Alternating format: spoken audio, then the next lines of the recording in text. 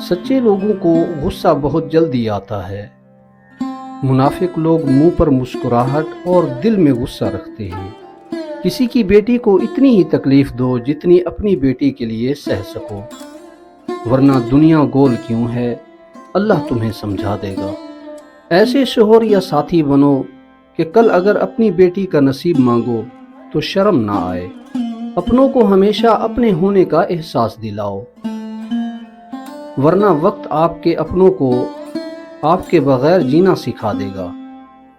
ہماری زندگی میں وہ شخص سب سے بہترین ہوتا ہے جو ہمیں اس وقت بھی سمجھتا ہے جب ہم خود بھی اپنے آپ کو نہیں سمجھ پاتے۔ کسی کا برتن خالی ہو تو یہ مت سمجھنا کہ مانگنے چلا آیا ہے، ہو سکتا ہے کہ وہ سب کچھ بانٹ کر آ رہا ہو۔ دنیا میں دو طرح کے درد ہیں، ایک وہ جو آپ کو تکلیف دے اور دوسرا وہ جو آپ کو بدل دے۔ وقت کسی کا ادھار نہیں رکھتا، جو دو گے وہ سود سمیت واپس ملے گا۔ جو کسی کے ساتھ زیادتی کر کے اپنے لیے عزت چاہتا ہے تو اللہ اسے اپنے انصاف کے ذریعے ذلت دیتا ہے۔ غصہ وہ سزا ہے جو ہم کسی اور کی غلطی پر خود کو دیتے ہیں۔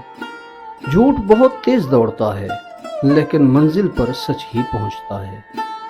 دھوپ میں باپ اور چولہے پر ماں جلتی ہے، تب کہیں جا کر اولاد پلتی ہے۔ خشک رویہ رکھنے والا اس درخت کی طرح ہے جو پھولوں اور پھلوں سے محروم ہو، نہ بیٹھنے والے کو سایہ دے اور نہ نظر ڈالنے والے کو خوشی پہنچائے۔